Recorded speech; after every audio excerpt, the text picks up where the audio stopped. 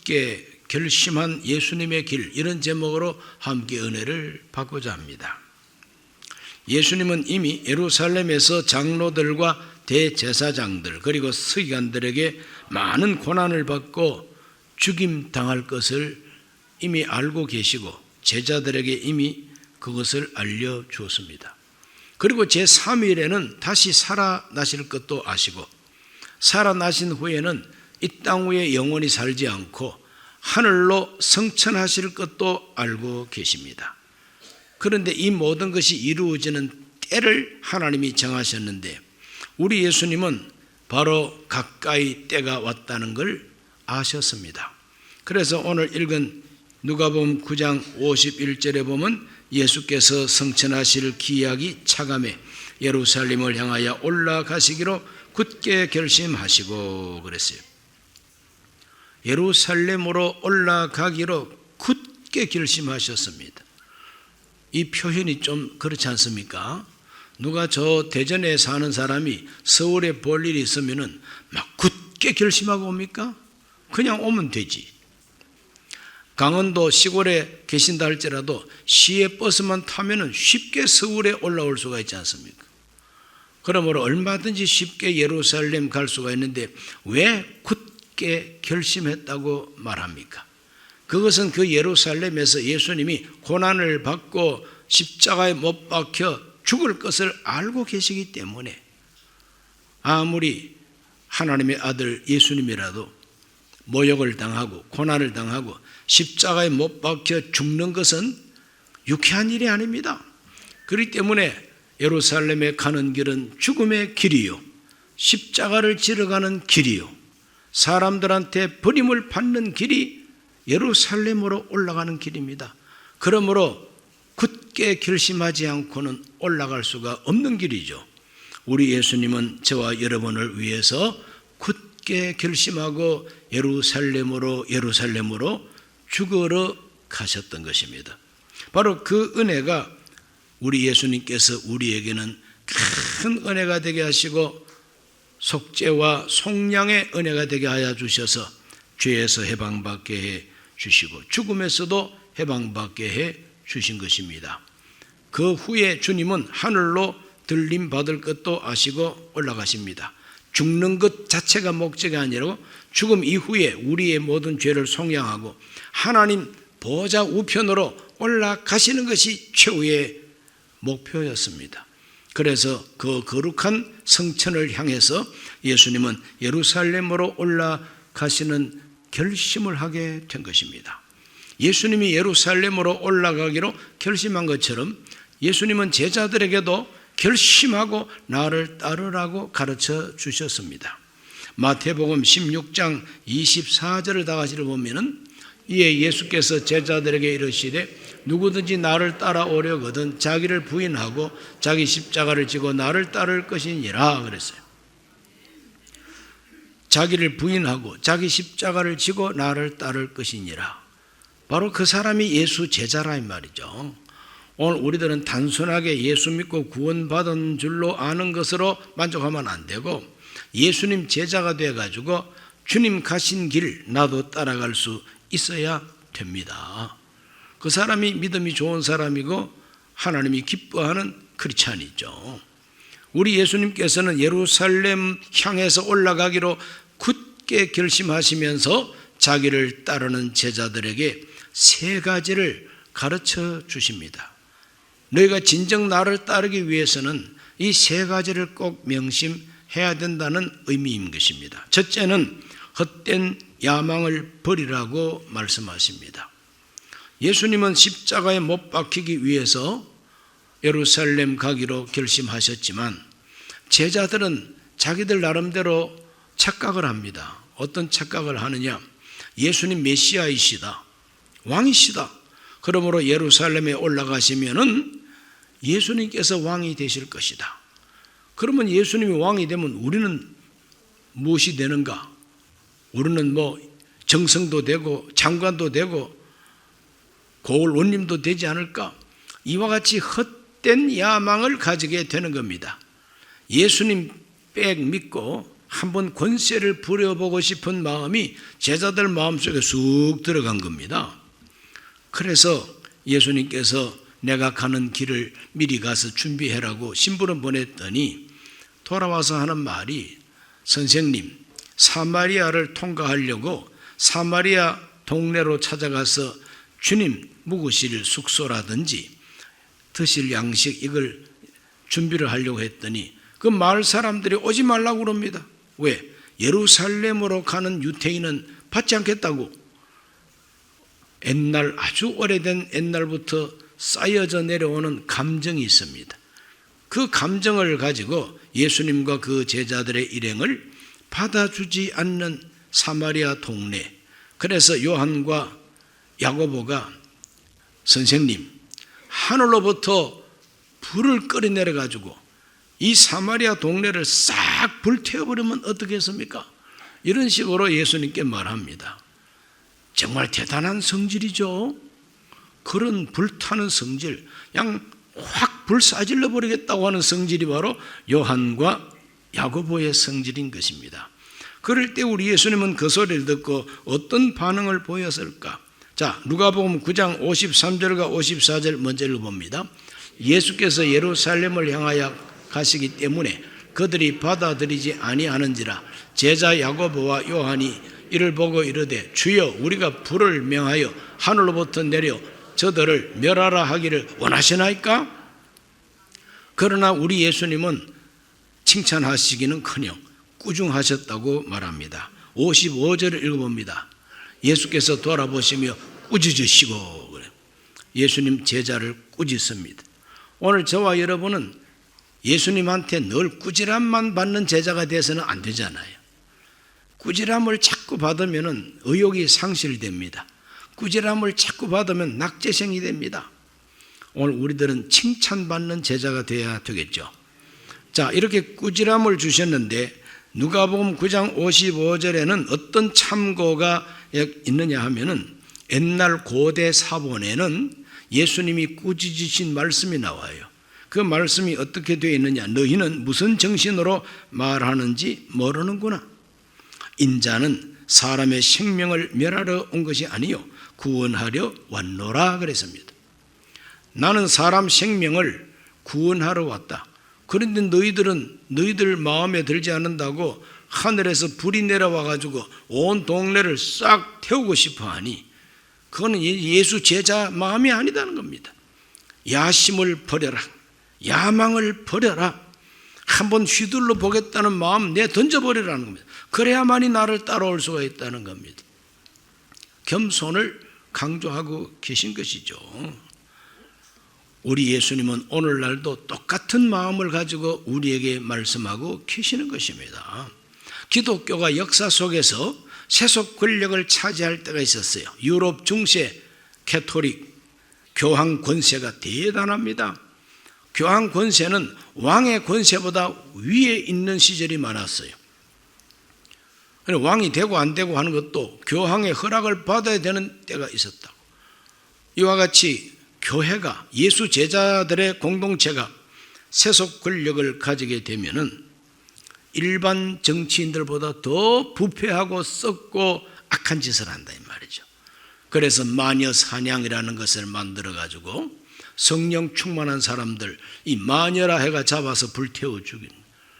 프랑스의 유명한 애국자 잔 다르크도 아직까지 나이 20살도 못 돼가지고 마녀로 재판을 해가지고 불태워서 죽였습니다. 이것이 서양 기독교입니다, 여러분. 그러므로 이 세속 권력을 가지고 야망을 채우기 위하여 예수님 등에 업고 한번 권세를 부리고자 하는 이런 제자, 이런 교회는 우리 주님이 꾸지람을 하시고 꾸짖습니다. 오늘은 꾸짖음을 받아서는 안 될 것입니다. 예수님 제자들은 예루살렘에 가는 길목에서도 티격태격하고 서로가 다툽니다. 그 다투는 내용이 뭐냐 하면은, 자, 이제 우리 선생님이 왕이 되시는데 왕이 되시면 누가 오른쪽 왼쪽에 앉겠느냐, 이걸 가지고 이제 서로 시비를 하고 다투게 됩니다. 그럴 때 제일 성질 급하고 괄괄한 이 요한과 야고보가 예수님을 찾아가서 주여, 우리 형제를 오른쪽 왼쪽에 앉혀 주십시오. 그걸 청탁을 합니다. 그런데 이 아들들이 그런데 엄마 닮았어요. 이 요한하고 야고보 엄마가 얼마나 거센지 예수님을 찾아와서 주여 내 아들 둘, 하나는 오른쪽에 하나는 왼쪽에 앉혀 주소. 이렇게 치맛바람을 태극기처럼 펄럭이면서 엄마 찬스를 이용하려고 이제 그러는 거죠. 그럴 때 우리 예수님이 대답하신 그 대답이 유명한 말씀입니다. 마태복음 20장 25절에서 27절, 예수께서 제자들을 불러다가 이르시되 이방인의 집권자들이 그들을 임의로 주관하고 그 고관들이 그들에게 권세를 부리는 줄을 너희가 알거니와 너희 중에는 그렇지 않아야 하나니 너희 중에 누구든지 크고자 하는 자는 너희를 섬기는 자가 되고 너희 중에 누구든지 어뜸이 되고자 하는 자는 너희의 종이 되어야 하리라. 오른쪽 왼쪽 앉고 싶으냐? 그러면 섬기는 자가 되고 종이 되어야 한다고 예수님은 그렇게 가르쳐 준 거죠. 그것이 바로 나를 따르는 제자의 길이요 제자의 마음이라는 것입니다. 헛된 야망을 버리라.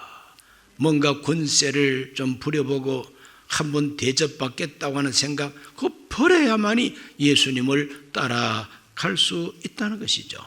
저와 여러분 모두가 다 성질을 죽이시기를 바랍니다. 내비게이션 해가지고 다니는데 차에서 방송이 이제 나오지 않습니까?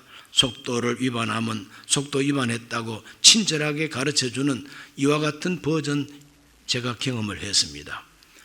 전에 한번 어떤 권사님 차를 몰고 가는데 그 내비게이션에서 가르쳐주는 안내하는 그 음성이 아주 예쁜 여자 음성이에요.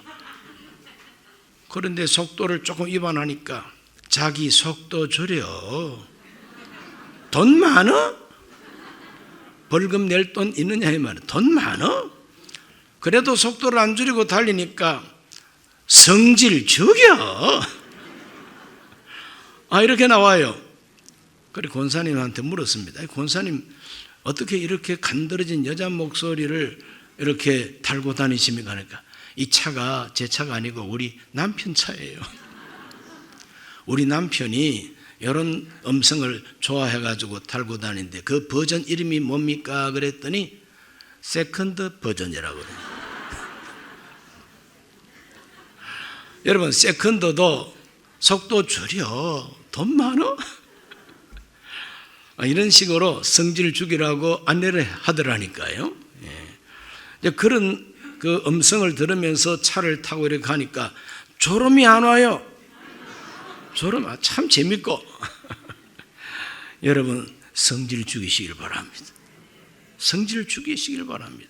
그래서 우리는 예수님만 높이고 자기를 부인하고 자기 십자가를 지고 주님을 따라가는 제자가 되어야 마땅합니다.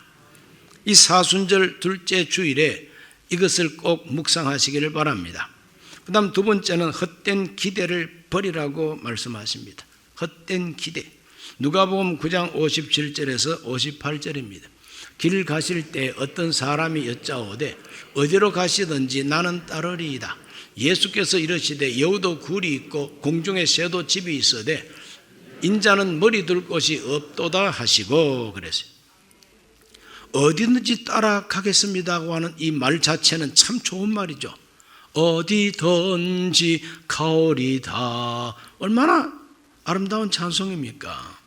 그런데 예수님께서는 어디든지 따라가겠다고 하는 이 사람의 말을 듣는 것이 아니라 그 중심을 보십니다. 왜 나를 따르고자 하느냐? 왜 나를 따르고자 하느냐? 그것은 표적을 보고 내가 그리스도인 것을 믿기 때문에 따르고자 하는 것이 아니라 오병이어의 기적을 보고 떡 먹고 싶어서, 더 많이 먹고 싶어서, 더 편안하게 살고 싶어서 예수 이용해가지고 나 잘 되고 복 받고서 예수님을 어디까지나 쫓아가겠다고 하는 사람이란 말이죠. 그래서 예수님은 인자는 머리 둘 곳도 없도다 그랬어요. 머리 둘 곳도 없는 사람 따라가면 뭐합니까? 머리 둘 곳도 없다는 말은 잠잘 곳이 없고 내 집이 없다 이 말 아닙니까? 노숙자와도 비슷한데 그런 예수를 따라가서 무슨 이익이 있습니까? 그러므로 자기 이익을 생각하고 자기가 복받을 것만 생각하는 사람은 예수 따를 수가 없어요. 인자는 머리 둘 곳도 없도다. 그러므로 헛된 기대를 버리라 이 말이죠. 나 때문에 돈 많이 벌고 나 때문에 부자 될 기대를 버리라는 것입니다. 그건 기복주의라는 것입니다. 그러므로 머리 둘 곳이 없는 예수님, 나도 머리 둘 곳 없는 사람이라 할지라도 주 예수가 진리와 길이요 생명이시고 그분이 지금 나의 주님이 되어 계시니 나는 주님을 끝까지 따르겠다고 하는 이것이 바로 올바른 제자의 길이라고 하는 것입니다. 우리 모두가 다 예수님을 바로 믿게 되시기를 주의 이름으로 축원합니다. 예수님 덕분에 예수님 뺑 믿고 내가 어떻게 잘 되기를 바라고 내가 행복하기만을 바라는 것은 기복주의인 것입니다. 그러므로 주님 뜻대로 살겠습니다. 내가 고난을 당해도 손해를 받아도 내가 주님 따르겠습니다. 이렇게 되시기를 바랍니다. 세 번째로는 뒤를 돌아보지 말라고 말씀하십니다. 뒤를 돌아보지 말라. 누가복음 9장 59절로 60절을 읽습니다. 또 다른 사람에게 나를 따르라 하시니 그가 이르되 나로 먼저 가서 내 아버지를 장사하게 허락하옵소서. 이르시되 죽은 자들로 자기의 죽은 자들을 장사하게 하고 너는 가서 하나님 나라를 전파하라 하시고 그랬습니다. 사람들은 이 말씀을 오해합니다. 집에 초상이 나가지고 아버지 장례식을 치러야 되는데 그 장례도 지내지 말고 나를 따르라고 하니 참 예수님 너무했다, 이렇게 오해를 합니다.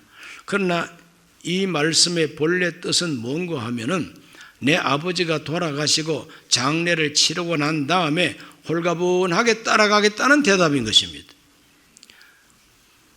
아버지 잘 복양하고 아버지 돌아가시면은 내가 주님을 따르겠다고 하는 그런 말입니다.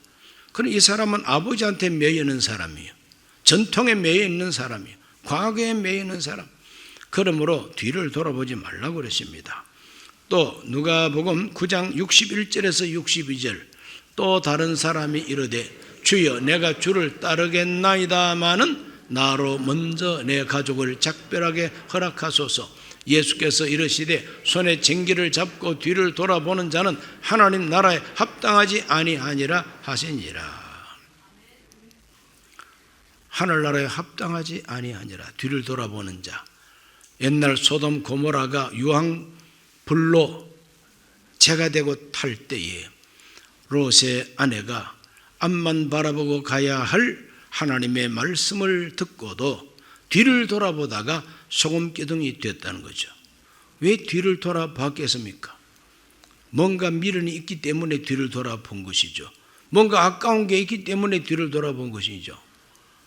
뒤를 돌아보지 말라는 것이 하나님의 뜻입니다. 손에 쟁기를 잡고 뒤를 돌아보는 자는 하나님 나라에 합당하지 않다는 겁니다. 앞만 보고 따라가는 것이 바로 예수 제자의 길이라. 오늘 이 성경을 보면은 강조되는 게 뭐냐? 먼저라는 말이 나옵니다. 먼저 가서 아버지를 장사하게 하옵소서. 먼저 내 가족을 작별하게 허락하소서. 이런 말이 있습니다. 먼저라는 말. 무엇이 먼저인가를 우리가 알아야 된다. 삶의 우선순위를 확정하고 그 최고의 가치를 추구해 나가는 것이 예수 제자의 길이라는 것을 주님이 가르쳐 줍니다. 가장 중요한 것을 따라가기 위해서는 용기가 필요해요. 용기란 무엇인가? 이렇게 질문할 때 이런 대답이 있습니다. 용기라고 하는 것은 가장 중요한 일을 위해서 그 다음 중요한 것들을 버릴 줄 아는 결단, 이것이 바로 용기라는 것입니다. 가장 중요한 것을 위해서 그보다 덜 중요한 것은 다 잊어버리고 다 버릴 줄 아는 결단이 바로 용기라는 겁니다. 이것도 버리지 못하고 저것도 버리지 못하고 그럼 한 발자국도 앞으로 못 나갑니다. 매여 있는 사람이 되어버립니다. 그래서 예수님께서는 나를 따르는 제자는 반드시 뒤를 돌아보지 말고 먼저 아버지냐, 먼저 가족이냐? 아버지와 가족이 먼저가 아니라 하나님이 먼저요. 예수 그리스도의 부르심이 먼저라는 것입니다. 하나님의 진리가 먼저라는 겁니다. 내 가족, 내 아버지, 내 집안 식구 아무리 돌봐야 되겠지만은 하나님의 말씀을 어기면서까지 돌보지는 못하지 않겠습니까? 그러므로 하나님 먼저라고 하는 것을 예수님은 가르쳐주고 있는 것입니다. 오늘 우리는 예수 제자로서 주님 따르는 우리 길목에 정말 가슴 아픈 결단을 해야만 될 때에 있습니다. 예수님은 이렇게 말씀하셨습니다. 누가복음 14장 26절에서 27절입니다. 무릇 내게 오는 자가 자기 부모와 처자와 형제와 자매와 더욱이 자기 목숨까지 미워하지 아니하면 능히 내 제자가 되지 못하고 누구든지 자기 십자가를 지고 나를 따르지 않는 자도 능히 내 제자가 되지 못하리라 그랬어요. 참 어려운 말씀이죠. 예수 믿고 복받고 예수 믿고 병 고치고 예수 믿고 잘되고 그런 설교만 들어온 사람은 이 말씀 읽으면 무슨 이런 말씀이 성경에 다 있느냐고. 부모, 형제, 처자식 다 내던져 버리고 따르라 그러니 이 무슨 기독교는 이런 불효막심한 종교가 있느냐 이렇게 이제 오해를 합니다. 그러나 예수님의 제자로서 정말 절박한 환경 속에서 하나님의 말씀을 전파하고 따라갈 것이냐 아니면 아버지, 어머니, 처자식 때문에 하나님 말씀을 접어야 되는가 이와 같은 그 기로에 설 수도 있습니다. 그럴 때 용기 있는 사람은 하나님의 말씀을 선택한다 이 말입니다. 우리 예수님께서는 젊은 30대에 어머니와 동생들 보는 데서 십자가에 못 박혀 죽으셨어요. 자기 어머니와 그 동생들을 건사해야 될 책임이 있지만은 그 책임보다도 하나님이 나를 세상에 보낸 목적이 더 중요하니까 주님은 십자가에 못 박혀 죽으셨습니다. 그 결과는 그 집안 식구들을 하나님이 다 보호하시고 복 주셨어요. 예수님은 나를 위하여 버리는 자, 나를 위하여 집안 식구라도 미워하는 자의 결과가 어떠냐 그것까지 가르쳐 주셨어요. 마가복음 10장 28절에서 30절 말씀입니다. 베드로가 모든 것을 버리고 보소서 우리가 모든 것을 버리고 주를 따랐나이다. 예수께서 이르시되 내가 진실로 너희에게 이르노니 나와 복음을 위하여 집이나 형제나 자매나 어머니나 아버지나 자식이나 전토를 벌인 자는 현세에 있어 집과 형제와 자매와 어머니와 자식과 전토를 100배나 받되 박해를 겸하여 받고 내세 영생을 받지 못할 자가 없느니라. 예수님은 나를 위하여 진리를 위하여 하나님을 위하여 버린 자는 그 진짜 영영 버리는 것이 아니라 하나님이 감당을 해 주신다는 거죠. 하나님이 책임을 져 주신다는 거죠. 나보다 더 잘해 주신다는 거죠. 그들이 현세에서 100배나 받고 내세는 영생을 받는다 그랬어요. 우리 예수님은 불효막심을 가르치는 분이 아닙니다. 주님이 책임져 주신다는 말씀인 것이죠. 우리 예수님은 하늘나라로 가실 그 성천날이 가까이 옴을 아시고 내가 죽어야만 하나님의 뜻이 이루어진다는 걸 또한 아시고 죽으러 예루살렘으로 올라가신 것입니다. 십자가의 길, 죽음의 길. 그러나 믿음으로 들여다보면 결국 그 예수의 죽음은 큰 열매를 맺고 하나님 보좌 우편에까지 높임을 받은 길이 바로 그 길 아닙니까? 누구나 이 세상을 살아가면서 자기 인생길을 허무하게 생각하는 사람들도 많습니다. 그래서 제가 중고등학교 다닐 때는 하숙생이라고 하는 노래가 유행했는데 그 시작 부분이 어떠냐 하면은 아주 허스키한 낮은 음성으로 인생은 나그네 길 이렇게 시작해요. 구름이 흘러가듯 강물이 흘러가듯 떠돌아가는 길에 정일랑 두지 말자 막 이런 식으로 인생의 허물을 노래하는데 참 그 노래 참 저도 많이 불렀습니다. 많이 불렀는데 예수님을 영접하고 찬송을 배우고 나니까 그게 말해 거품처럼 없어집디다. 기쁘고 기쁘도다 항상 기쁘도다. 이런 찬송, 참 희망이 가득한 찬송과 노래가 있는데 뭐 그렇게 그냥 궁상을 떨면서 인생은 나그네 길. 오늘 이 자리에 모인 여러분, 여러분의 인생이 나그네 길입니까? 구름이 흘러가도 그냥 뜻없이 흘러가는 인생길입니까? 강물이 흘러가 버리듯이 그냥 흘러가 버리는 그런 허무한 나그네 길을 살고 있습니까? 예수 안 믿는 사람입니다. 예수님을 바로 믿고 영접한 사람은 우리 인생길은 목표가 있는 길입니다. 주님이 하늘로 가신 것처럼 우리도 하늘로 가는 길을 우리가 지금 따라가고 있는 겁니다.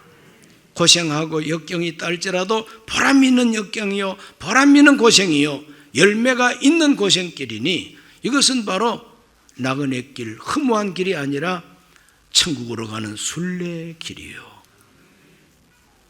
하나님께서 기뻐하는 생명의 길이다 이 말이죠. 오늘 우리 모두가 다 예수님을 따라가야 되겠습니다. 야심일랑 버리고 헛된 욕망과 기대를, 꿈을 버리고 뒤를 돌아보지 말고 정말 주님이 우선순위 제1이다. 우리 예수님 말씀이 내 인생의 제1가치다. 그래서 둘째, 셋째는 과감하게 버릴 줄 아는, 뒤돌아서지 않는 태도로 예수 따라가는 제자 되시기를 주 예수 이름으로 축복합니다. 기도하겠습니다. 살아계신 아버지 하나님, 예수님께서 가신 그 길 따라오라고 말씀하십니다. 너는 나를 따르라고 말씀하십니다. 나를 따르라 하실 때 오늘 우리가 여러 가지로 변명하고 있지는 않습니까? 변명하지 말고 묵묵히 주님 따라가는 제자 되게 해 주시옵소서. 탐욕을 버리고 야망을 버리고 헛된 꿈을 버리고 주님 따라가는 제자들이 되게 해 주옵소서. 예수님 이름으로 기도하옵나이다. 아멘. 잠시 고개를 숙입니다. 오늘 처음 교회 나오신 분이 계십니까? 여러분의 인생길은 허무한 나그네 길입니까? 아니면은 하나님을 찾아가는 순례길입니까? 예수님을 영접하고 믿음으로 사는 인생길은 나그네 길이 아닙니다. 순례길입니다. 예수님 영접하기를 원하시는 성도님들은 그 자리에 조용히 일어나셔서 이 기도를 함께 하시고 순례길, 인생길을 걸어가시기를 바랍니다. 하나님 아버지, 저는 죄인입니다.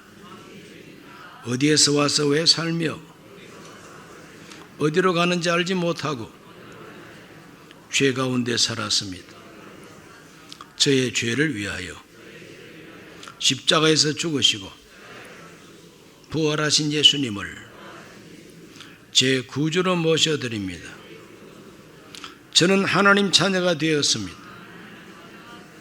지금부터 영원토록 주님과 함께 살겠습니다.